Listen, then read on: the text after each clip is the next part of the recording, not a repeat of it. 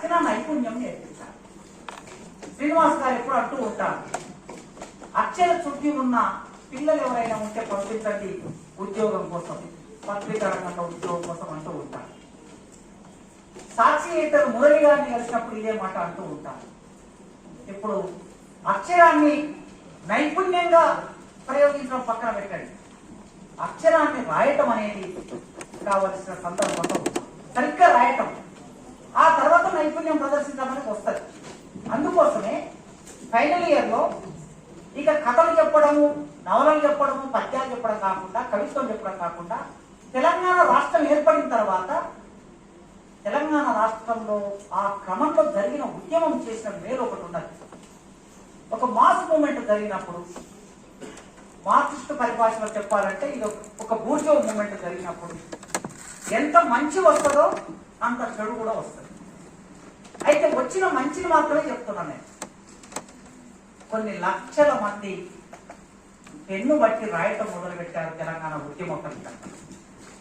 తెలంగాణ ఉద్యమం అంటే 2001 నుంచి కాదు, తెలంగాణ ఉద్యమం అంటే 1996 నుంచి సీతారెడ్డి గారు ఇక్కడనే ఉన్నారు ఆ ఉద్యమానికి సాక్షులు. ఆ రోజు మేము విద్యార్థులం. కె శ్రీనివాస్ గారు 96 నుంచి తెలంగాణ ఉద్యమం మొదలైంది. కనుక 96 నుంచి మొదలైన ఉద్యమం ఎందరో కవులని, ఎందరో రచయితలని తయారు చేసింది. ప్రతి విద్యార్థి కలం బట్టి రాయగలిగే నైపుణ్యం, జీవితం ఉన్నది. కుటుంబరావు గారు రచనా నైపుణ్యం నేర్పించవచ్చు కానీ రచయితకి జీవితం లేకపోతే ఎట్లా నేర్పిస్తామండి అని రాశారు.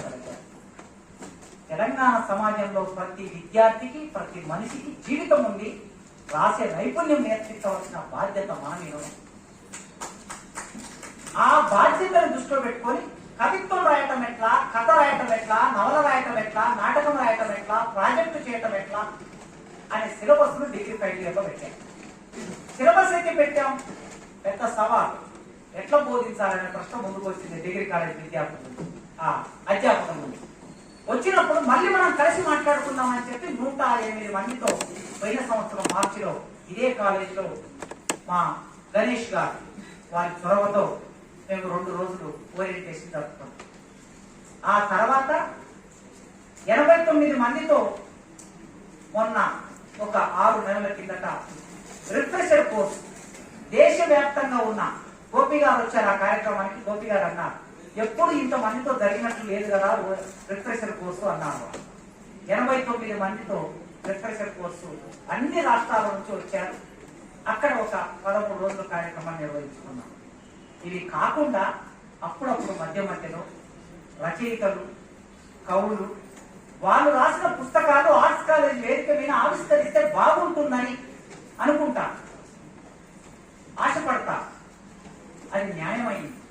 ఎందుకంటే ఇక్కడ పీజీ విద్యార్థులు ఉంటారు, ఇక్కడ ప్రొఫెసర్లు ఉంటారు, విశాలమైన వివిధ డిపార్ట్మెంట్ల విద్యార్థులు ఉంటారు. వాళ్ళందరి ముందు తమ కవిత, తమ వ్యాసం అది వినిపిస్తే బాగుంటుందనే ఆసక్తి ఉంటుంది, ఆకాంక్ష ఉంటుంది. దాన్ని దృష్టిలో పెట్టుకొని మా తెలుగు శాఖ ఒక 5 పుస్తకాల ఆవిష్కరణ సభలు కూడా ఈ 2 సంవత్సరాల కాలంలో నిర్వహించారు. ఇది కాకుండా కవితా దుందుబి, కవితా సింగిడి, మొదలు కవితా సింగిడి నిర్వహించారు. ఒక 20 మంది కవులు వేదిక మీద కూర్చొని, ఒక 10 మంది పాట రాసే కవులు, 10 మంది వచన కవిత రాసిన కవులు ఈ హాల్లో ఉన్నటువంటి ఒక 200-300 మందితో గానం చేస్తారు. అట్లా గానం చేశారు. ఎంతమంది బెంచ్ల మీద కూర్చున్నారో అంతమంది నిలబడి విన్నారు ఆ 2 కార్యక్రమాలు, కవితా సింగిడి, కవిత దుందుబి. ఈ 2 సంవత్సరాల కాలంలో ఇది కూడా జరిగింది. ఇప్పుడు ఈ కార్యక్రమం జరుగుతుంది. ఈ కార్యక్రమం ప్రధాన ఉద్దేశం ఎవరి నోటి నుంచి విన్నా, విశ్వవిద్యాలయాల్లో ఉన్న ప్రొఫెసర్లు, కాలేజీలో ఉన్న టీచర్లు, లేదా స్కూల్ టీచర్లు, పెద్ద మనుషులు, మహారాష్ట్ర నుంచి వచ్చారు సార్, రిటైర్డ్ చీఫ్ ఇంజనీర్ గారు, ఎవరు ప్రతి ఒక్కరు మాట్లాడుతున్నది తెలుగు భాషకి ఏమైంది, తెలుగు భాషను ఏమైనా చేయగలమా, ఏమైనా రక్షించగలమా, ప్రయత్నం చేయగలమా, ఒక ఉమ్మడి వేదిక రూపొందించుకోగలమా, కొన్ని ఆలోచనలు చేయవలసిన అవసరం ఉంది అని నిరంతరం సంభాషణ జరుగుతూ ఉన్నది. ఈ సంభాషణలో భాగంగా చరిత్రకి హిస్టరీ కాంగ్రెస్ ఉంది, సైన్స్కు సైన్స్ కాంగ్రెస్ ఉంది, విజ్ఞాన శాస్త్రాలకి. మరి తెలుగు లిటరేచర్కి తెలుగు లిటరరీ కాంగ్రెస్ ఎందుకు ఉండొద్దు అని ఒక ఆలోచన. ఒక 6 నెలల కిందట కవిత ఇంటిని నిర్వహించినప్పుడు మా ప్రిన్సిపాల్ గారు గురించి చెప్పాలి. మా గణేష్ గారు లేకపోతే నేను మా తెలుగు డిపార్ట్మెంట్ ఈ కార్యక్రమాలు చేసేవాళ్ళని కాదు. ఏ కార్యక్రమంతో ప్రపోజల్ తీసుకెళ్లినా ఇది కాదు అన్న మాట ఒక్కరోజు వారి నోటి నుంచి ఈ 2 విషయం మీ అందరికీ తెలిసింది.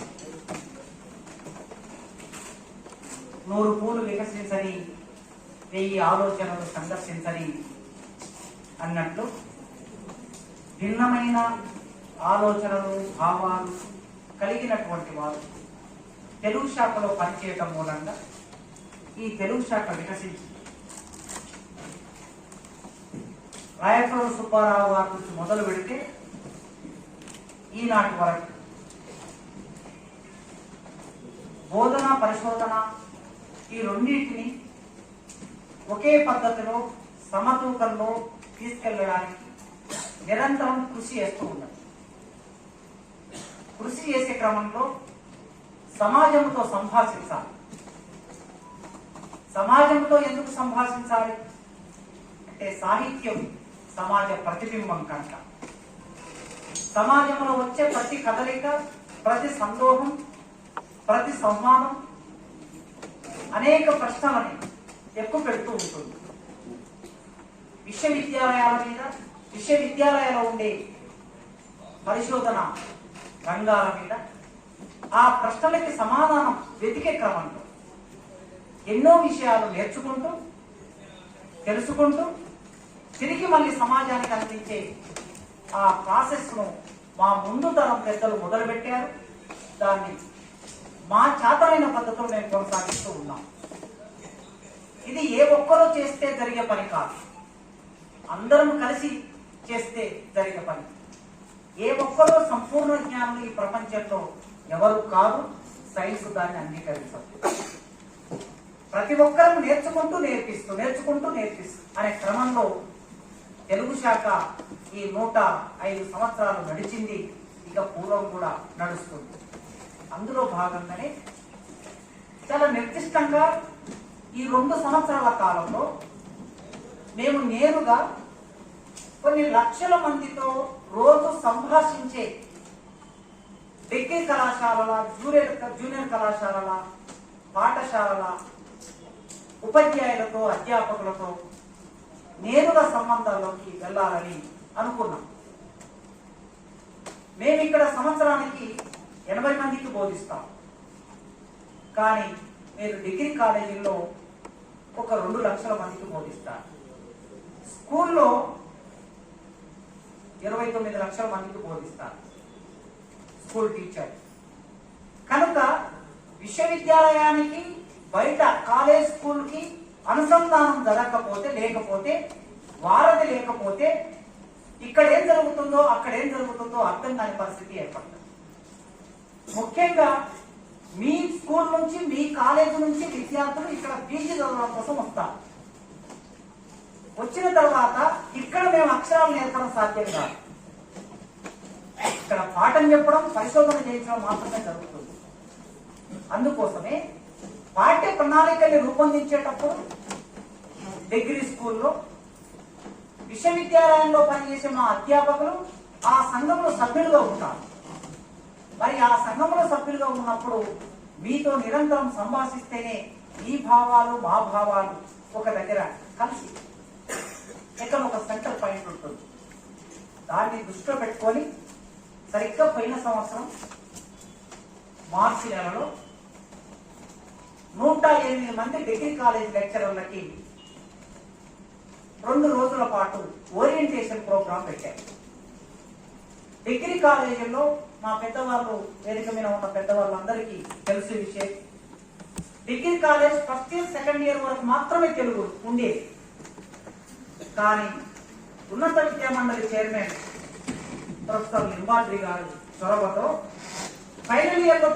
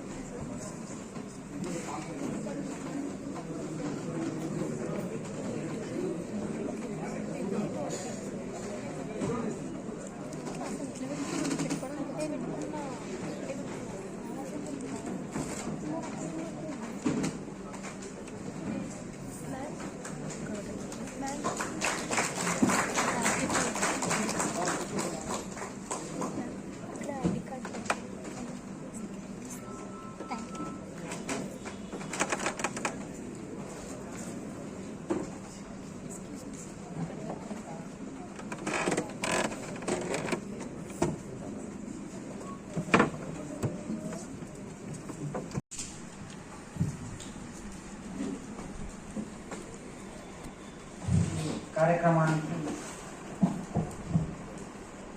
మేము ఆహ్వానించగానే అంగీకరించి మరో మాట లేకుండా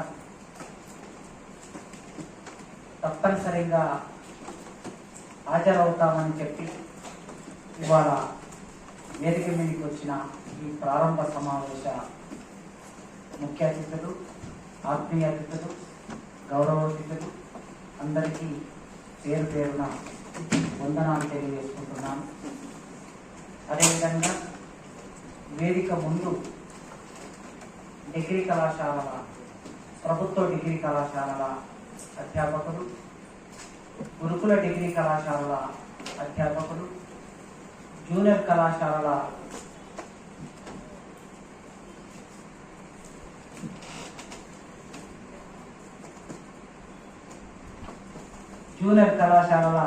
అధ్యాపకులు, వివిధ పాఠశాలల ఉపాధ్యాయులు, పరిశోధక విద్యార్థులు, పీజీ చదివే విద్యార్థులు, ముఖ్యంగా మా కార్యక్రమానికి వచ్చిన సామాజిక శాస్త్రాల డీన్ ప్రొఫెసర్ అర్జున్ రావు గారు. డీన్ అంటే మా తెలుగులో ఏమర్థం ఉంది అని అంటే మా గోపిసారు దీనుడు అని ఉంది అని అంటూ ఉంటారు. కనుక మా అర్జున్ రావు గారు పరీక్షల నియంత్రణ అధికారి, కంట్రోలర్ ఆఫ్ ఎగ్జామినేషన్స్. ఆయన ఎగ్జామ్స్ పోస్ట్ పోన్ చేయడం మూలంగా మా పిల్లలకి ఈ సమావేశానికి హాజరు కావడానికి అవకాశం ఏర్పడింది. ప్రొఫెసర్ రాములు గారు, అదేవిధంగా డాక్టర్ చలమల వెంకటేశ్వర గారు, పొలిటికల్ సైన్స్ ప్రముఖ రచయిత చెన్నకేశవరెడ్డి గారు, ఇంగ్లీష్ డిపార్ట్మెంట్ హెచ్ఓడి ప్రొఫెసర్ విజయ మేడం, ఇంకా అందరికీ మా నా ఇష్ట కవి భూమిని స్వప్నించిన సిద్ధారెడ్డి గారు, డాక్టర్ కొండ మహేశ్వరరావు గారు, అందరికీ పేరు పేరున ఇప్పుడు కోయిల పూస్తూ ఉంటుంది మా కోయి కోటేశ్వరరావు గారు, అందరికీ పేరు పేరున స్వాగతం పలుకుతున్నాను. మొదలు ఈ సభకి నేను క్షమాపణ చెప్పాలి. 10 గంటలకి ప్రారంభం చేస్తానని హామీ పడ్డాను. మా గోపి సార్కు హామీ పడ్డాను, బీసీ గారికి హామీ పడ్డాను. ఏ శ్రీనివాస్ గారు అయితే మామూలుగా 1 గంట 2 గంటల వరకు వారు ఆఫీసులో ఉంటారు. పొద్దున్నే లేచి రావటం వారి ఉద్యోగరీత్యా కష్టం. వారికి కూడా హామీ పడ్డాను. అవుతుందా అన్నారు వారు. గోపి సార్ అయితే నీకు ఎంతనైనా చేయవయ్యా, 10:30 స్టార్ట్ అవుతుంది అన్నాడు. కరెక్ట్గా 10 గంటల 28 నిమిషాలకి మేము ప్రారంభం చేసినాం. ఆ కోల్పోయిన సమయానికి నేను క్షమాపణ చెప్పాలి. ఎందుకంటే దూరం నుంచి మిత్రులందరూ రావాల్సి ఉండింది. వేదిక నిండుగా ఉన్నప్పుడే స్టార్ట్ చేసుకోవాలన్న ఉద్దేశం వలన ఆలస్యమైంది. మా మిత్రుడు ప్రారంభంలో పాఠ్య ప్రణాళిక సంఘం అధ్యక్షులు ప్రొఫెసర్ సాగి కమలాకర్ శర్మ గారు చెప్పినట్లు ఈ కార్యక్రమం ఒక ప్రధాన లక్ష్యంతో ప్రారంభించుకున్నాం. ఆ లక్ష్యం నెరవేరడానికి కావలసిన చర్చలు, సంవాదం, పరికల్పనలు, ప్రమేయాలు, ఈ సదస్సు 3 రోజుల సదస్సు మనందరికీ అందిస్తుందనే ఒక ఆశ ఉన్నది, లక్ష్యం ఉన్నది. అందుకే ఆ ఉద్దేశంతోనే ఈ ప్రోగ్రామ్స్ రూపొందించిన మేము మా తెలుగు శాఖ 1-2 సార్లు కూర్చొని డిపార్ట్మెంట్ కమిటీ కూర్చొని నిర్ణయం తీసుకొని ఏ అంశం మీద ఎవరు మాట్లాడితే బాగుంటుంది, సాధికారికంగా ఎవరు మాట్లాడతారు అనేది చర్చించి ఒక 4 సార్లు ప్రోగ్రామ్ షెడ్యూల్ మేము ఎడిట్ చేశాం. 5వ చూస్తే తప్ప అది ఫైనల్ కాలేదు. అయినా పిలవలసిన వాళ్ళు సాహిత్యంలో చాలా మంది ఉన్నారు, కోపగించుకునే వాళ్ళు కూడా ఉంటారు, అభిమానించే వాళ్ళు కూడా ఉంటారు. అయితే ఒక సదస్సుకు ఒక పరిమితి ఉంటుంది. మనం ఏ కార్యక్రమం చేసినా ఒక పరిమితి ఉంటుంది. ఆ పరిమితికి అనుగుణంగా కొందరిని మాత్రమే ఆ కార్యక్రమంలో భాగస్వామ్యం చేయగలుగుతాం, మరికొందరిని మరో కార్యక్రమంలో భాగస్వామ్యం చేయగలుగుతాం.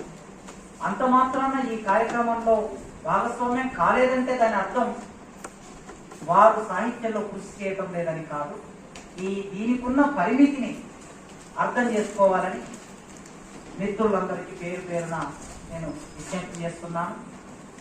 మొట్టమొదలు కార్యక్రమంలో భాగంగా వెలుగును చీకట్లో ఉన్నప్పుడు ఒక వెలుగును వెలిగించుకొని ఆ వెలుగు ఇచ్చే దారిలో ప్రయాణం చేయటం అనేది మానవ సమాజ పరిణామ క్రమంలో జరిగింది. ఆదిమ మానవులు రాయిని కొట్టి అగ్గిని రాజేసి ఆ అగ్నితో ఈ ప్రపంచ పురోగమనం ఎట్లా జరిగిందో మనం అందరం చూశాం. కనుక ఈ కార్యక్రమం ప్రారంభం అనేది ఒక వెలుగు చీకట్లో నుంచి మనకు వెలుగులోకి పంపించడం, జ్ఞానమే పంపిస్తుంది. కనుక ఆ వెలుగును ప్రారంభం చేసుకొని ఆ వెలుగుతో ఈ కార్యక్రమాన్ని నడుపుకుందాం. ఇప్పుడు ఆచార్య సూర్య ధనంజయ గారు దీపం ముట్టించడానికి సంబంధించిన కార్యక్రమం ఇక్కడ ఉంటుంది. పెద్దలందరూ ఒక్కసారి అక్కడికి రావాలని విజ్ఞప్తి చేస్తున్నారు.